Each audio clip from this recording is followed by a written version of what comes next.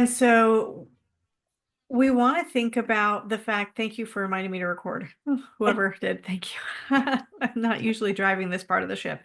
I'm playing the part of Linda Downey tonight, so I'm learning. But what I would say is there is a generalized scale for, traditional healthcare of what's normal, and then there's the functional scale, which is much more sensitive. So a functional practitioner might have a different opinion for you on all that blood lab work and EKGs and everything that you did, just as a side note. And the other thing I would say is I agree 100% with what Susan's saying. And and sometimes it's really about negotiating with yourself. And I would also say we're going to, and this goes right along with our topic tonight too, which is we're going to be talking about Back to the Future, changing your health destiny. And we're talking about not your mama's genes or epigenetics. And really this ties in so beautifully. So I'm so grateful you asked this question, because really what we're talking about is the fact that just because there are a lot of myths out there that are something that go something like, well, I'm getting older, so it would be normal too. Or I'm a woman who's pre, peri, post menopause, and so it would be normal too.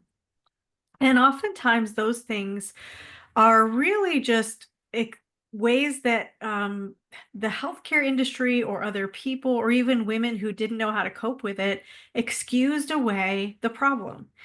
And instead of dealing with it head on, and like it sounds like you're doing, and saying, okay, well, I'm just not going to assume that, wow, I should be tired because I'm older, or I should look pregnant when I'm postmenopausal.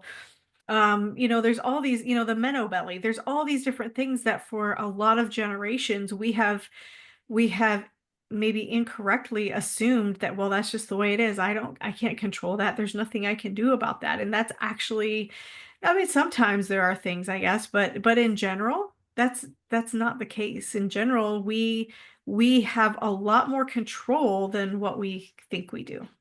So let's start tonight. Linda will not be able to join us tonight, but Susan and I are holding the fort. And let's take a moment and introduce ourselves, and then we will dive into this awesome topic that I could personally talk about for about, I don't know, 24 hours straight. Um, but we'll keep it to the 30 minutes, promise. So Susan, why don't you go ahead and introduce yourself? Yeah, so as I've said previously, I am a wellness coach certified by Dr. Mindy Peltz, author of Fast Like a Girl and Eat Like a Girl. And I'll to kind of bring this epigenetics discussion in, when I really got dialed into my own metabolic health and hormonal health, it wasn't even the menopause that was getting me. It was I had a parent. I grew up very healthy, so we thought, on a farm. We ate whole foods. My dad was a hunter and fisherman. We ate really clean meat. Um, but there were some things that we didn't know that probably, likely, most definitely impacted my parents' health. Um, my dad was diagnosed with lung cancer at age 75, never smoked a day in his life. And after he died, about 2 months after he died, my mom was diagnosed with breast cancer. And that was a real wake up call to look at, wow, how did two people who lived relative, what we would think of as healthy life, anyone looking on from the outside in would say they lived a really healthy life. However, when I really started digging in, I thought, what were the neighbors spraying on their crops next door? They were growing soybeans, pesticides. We had well water. Our well water probably was not that clean, even though it felt like we thought it was cleaner than the city water. But the reality of it, heavy metals, pesticides, all of these things. So those are just two of the many things that I started diving into of what impacts our health. Now, epigenetics, if you're not familiar with that term, epigenetics, it literally means above the genes. So you've got your genetics and your epigenetics. So only about 5% of your genes are actually dictated by your heredity, by your parents, your grandparents, whatever. 95% is influenced by your lifestyle, your environment, your thoughts, your beliefs. And so everything we've been talking about the last 2 days, you bring that forward, and that is really what's impacting you. So in some folks' cases, that might be good news. You might be like, whew, thank God I don't have to, be dictated by my parents' genes. And for other people, that might be like, oh my gosh, if I was banking on that, well, I got good genes and I'm just living life how I want to live it, maybe that's not so good news. So just to present that, that was the opening of my own journey of diving very deep into this, personally and professionally. And boy, does this topic in particular is powerful. So that that is my introduction and my lead in. It's near and dear, close to my heart. My mother is still dealing with breast cancer, and I have learned more about it than I ever wanted to know. But this is part of my heart, my offering to you, that to know that we don't have to follow in our parents' footsteps. I love that. Thank you so much, Susan. And my name is Libby Wright. I'm a functional wellness coach and educator. And I work specifically with people who are in really tough straits health wise. And I also help physicians who want to transition their practices from a strictly traditional model to a more functional model. So those are the things I do. My husband is a physician. He's actually an OBGYN. When I got advanced stage Lyme disease, I ended up, it was in my spine and my brain, all of my organs, difficulty walking, difficulty, told basically I probably, there's a high likelihood I could not survive this by the time they figured out what was going on with me. So my husband went back to school, became a functional medicine practitioner, and he loved it so much. He then went back and did a functional nutrition degree. So he has a master's in that too. So I'm sure in our little 9-week journey together, as we talk about foods and everything, we have about I don't know, over 100 recipes that we can share with y'all, and just some really good things. And because sometimes, especially when we're talking about food, it can be a little bit of a touchy subject for people, because people don't just use food to nourish themselves. They use it for comfort. They use it culturally in different ways. Food is a big topic. I know we're not just talking about food tonight, but it's a big part of it. How do we change, how do we like negotiate with ourselves to get to that place, from a dietary standpoint, from a lifestyle standpoint, that will work for us? So we have some ways to use stepping stones to get there. And you don't have to necessarily go cold turkey and do everything all at once, but the goal is to negotiate with yourself to get the outcome that you really want. And I also just want to say something really beautiful about epigenetics. A lot of the things that happen in the healthcare world, we don't have a lot of control over, right? If a doctors write a prescription for you, then they wrote a prescription for you. You can't manufacture that in your backyard. You can't make that appear. You can't do some kind of a change to give yourself that medication, right? Yet, when we talk about things like genetics and epigenetics, this is something we can influence and control without having to have a healthcare physician, nurse practitioner, fill in the blank, prescribing us things, which is really beautiful. It gives us the power to make the changes that we want to make. And Susan, I love something you said in our conversations earlier. You said genetics is the loaded gun, but lifestyle pulls the trigger. And I would love to have you just explain what you mean by that. You kind of alluded to this concept a little earlier, but I think people need to have hope, because I know, like, if you just look and you go, well, obesity is just in my family, nothing I can do about it, or diabetes, or heart disease, or stroke, or cancer, we just say, ah, that's just the way it is. Well, what we're finding in the scientific community is that's not actually true, right? Right, absolutely. Another way of saying it is your your DNA is the blueprint, and your lifestyle is the architect. And it's never too late to change. And so it's interesting, Kareen, that you mentioned you're postmenopausal, but you're having hot flashes. that actually is an indicator to me that there's some toxic load, that is your body um, sort of trying to rebalance. And so when we are all exposed to toxins. I don't care how clean you live, we are all exposed to toxins, and those toxins will clog your hormone receptors and disrupt gene expression, no matter where you are in your phase of life. And so that's why I love fasting. The nutrition piece is so important, but I tell you, the fasting piece is a game changer for everyone, men and women, but particularly women, because you can actually go back and clean up what you did in the past, right? So it's all cumulative, and that detox, we are so overloaded with glucose and toxins and heavy metals and all these things. So the fasting properly is what's going to help you to clean up the system. It's one of the many things you can do to clean up the system. So it's not always about taking another supplement. In fact, some people are taking too many supplements. And I hate to say it, but because I'm all about natural supplements, do not get me wrong. I will give me that over pharmaceuticals any day. But there are supplements that have toxins in them, so you have to be really, really careful about what you're taking. But your cells have this process called autophagy. Anybody ever heard that term? Have you heard that term? Autophagy. So you can stimulate your own autophagy, which autophagy basically means self-eating. It's like cleaning up.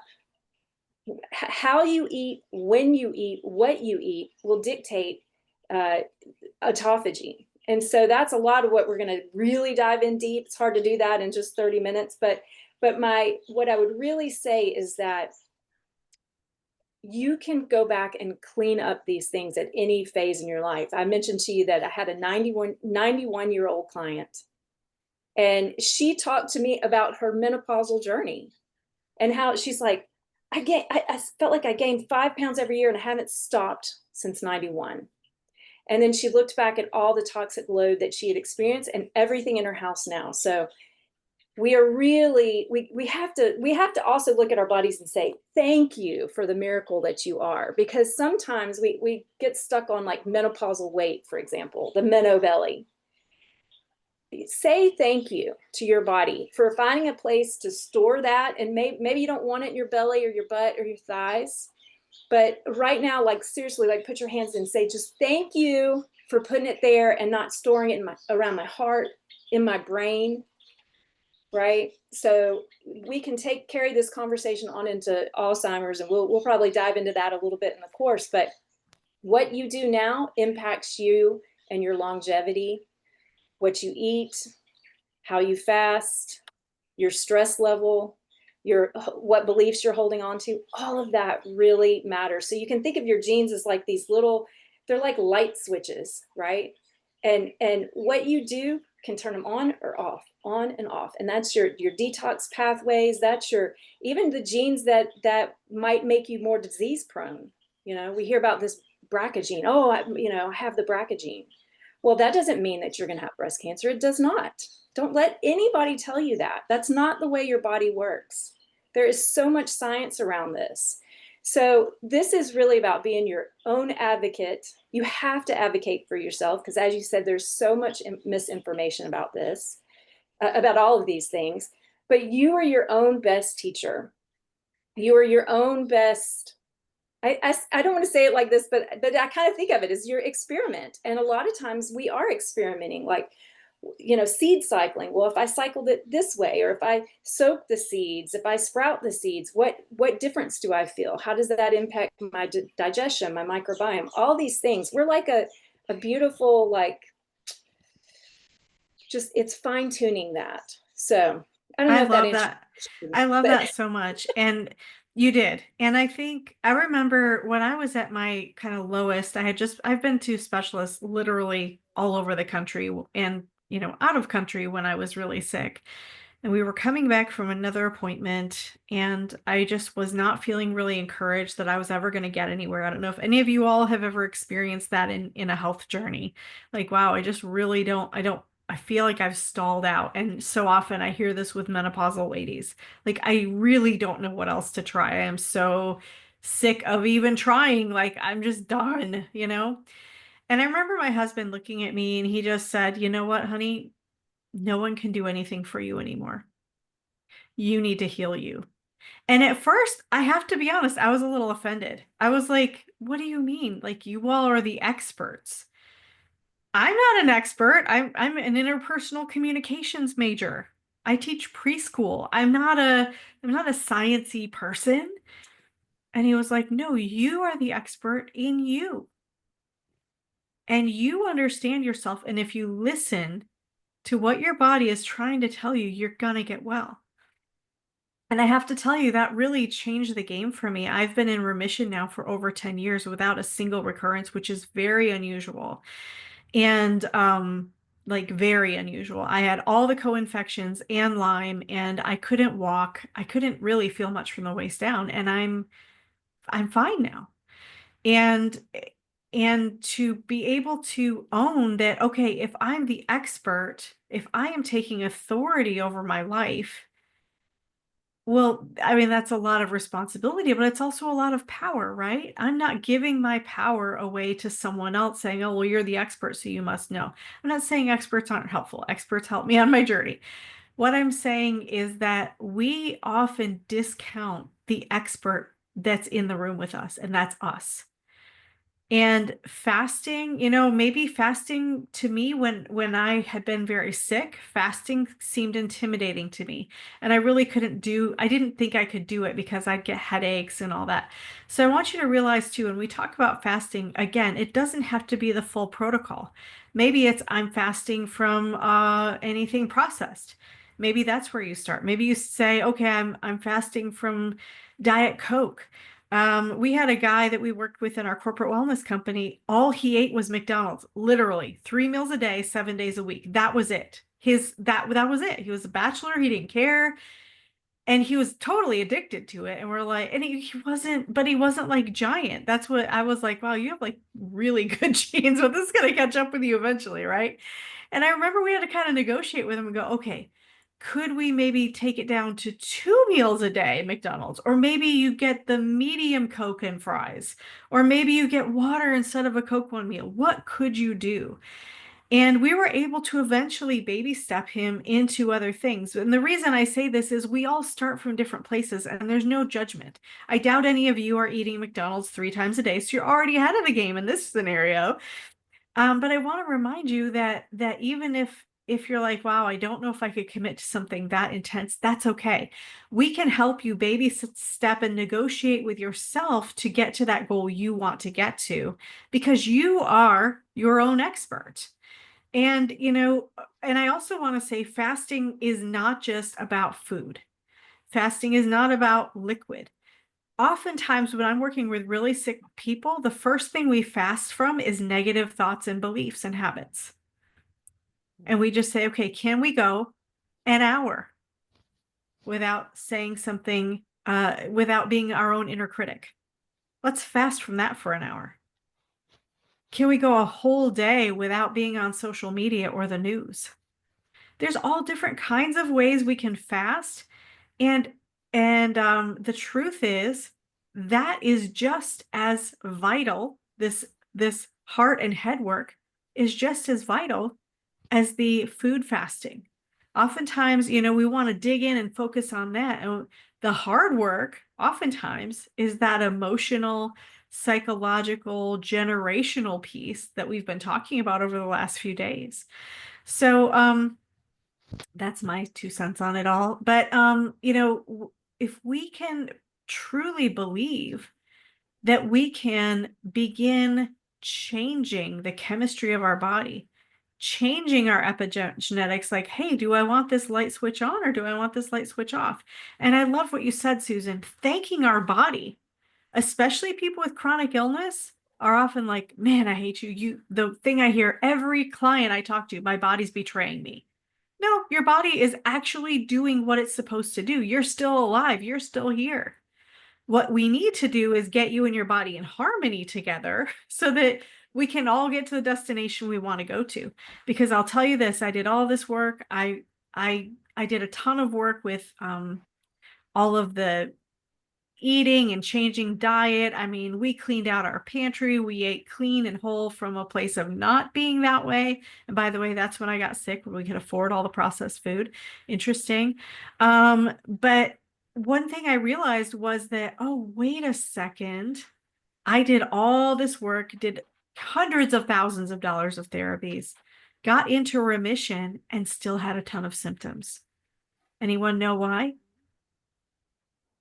Any thoughts?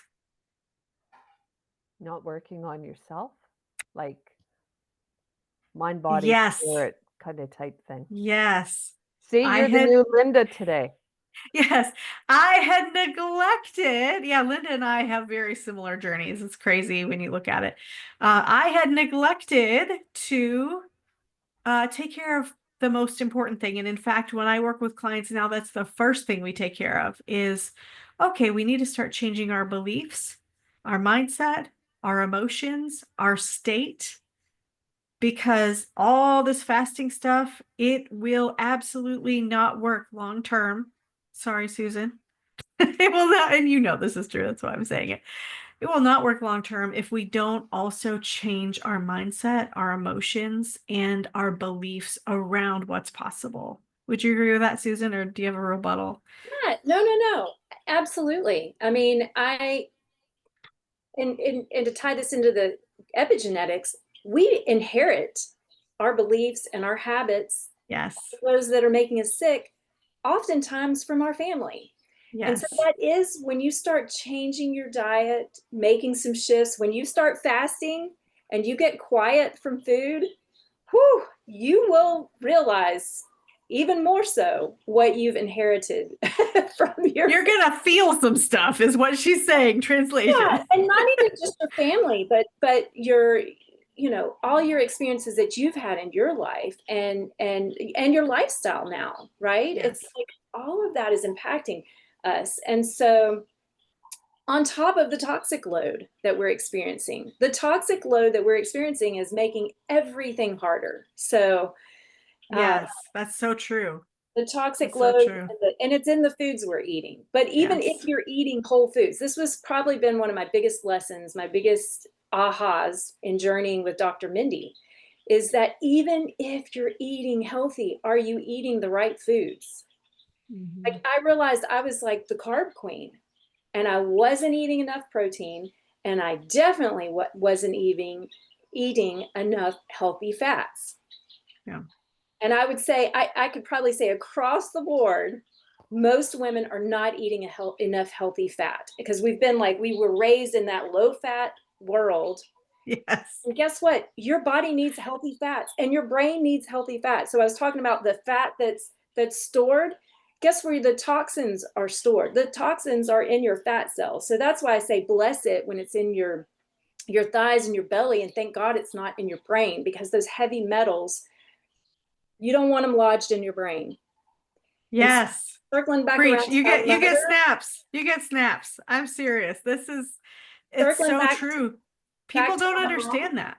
So I just have a quick add-on, or just see if anybody can comment to this. So when I told you I was at the doctor, right? So she says, "Oh, like you're really healthy. Now your cholesterol is just a little bit high." And I looked at her and I went, "Yeah, cholesterol is good for the body." I said, "Our brain is made up of cholesterol. So why are you concerned about it?" And she says, "Well, I'm not really, but I'm just wondering whether you should go on a low fat diet." Oh, And I didn't say anything. I just shut my face and I just went, "Yeah, I'll think about it." And I walked out of there and I go, "That's all they do." Yeah. They say low fat, or here's a statin for cholesterol, and I could be wrong. I just like to do a lot of reading about stuff, things, and cholesterol is a natural occurring thing. So why are they trying to take that out of our body when our body needs cholesterol? And why are you concerned and I should eat fat free? But I wasn't going to have that big discussion with her because she believes what she believes, and I would just rather get educated. Yeah, That's that's a good my way of son. handling it. Yeah, my son, who's 24, just went to the doctor and had his blood work done, and she said, yeah, his cholesterol's high. He's going a low-fat diet. Watch how much red meat he intakes and something else. And I said, I, my answer to that is no, but I want you to do the research for yourself. Yeah. Yeah. You know, a good book. Maybe I will put this in our resources tonight. I know I've mentioned Dr. Mindy's book, but I'll mention another one that really talks about metabolic health. And so what we're leaning into are, what do we know now about metabolic health? And God bless these doctors. They have not been trained in this. Most of them are just seeing so many patients. They don't have time to stop and I mean, your husband is an anomaly. You know, Yeah. he transitioned completely, but most of them don't have time to stop and do other training or read any of the latest research. Yeah. And so I do think that's starting to shift and change slowly. But, you know, coming back to all the points you've all made is that you really have to take charge of your health and get as much education as you can. And here's the beautiful thing is when you heal from your chronic disease, when you lose the weight, when your blood work changes, guess who gets credit for it? The Not the doctor. doctor or big pharma. You get the credit for it. You did it. You become you master your energy, you master your body, you master your life, and that is the gift. And once you give yourself that gift, you give it to your whole family. And that is such a beautiful thing. You can't do that. You cannot ask that of a doctor. But when you shift and when you get empowered with this information and you make the changes, it ripples out into this beautiful effect of all the people that you touch. And that's one reason why I love what we're doing here. And we're doing it in community and we're having these conversations. It is so powerful. Yes. Love it, love it, love it. And we're going to wrap up now because we are at that 30-minute mark, actually just a tiny bit beyond it. But I wanted to take a moment and just invite you all formally to join our next teaching. We're going to be able to go really deeply into all of these things. It's going to be a 9-week journey we're taking together.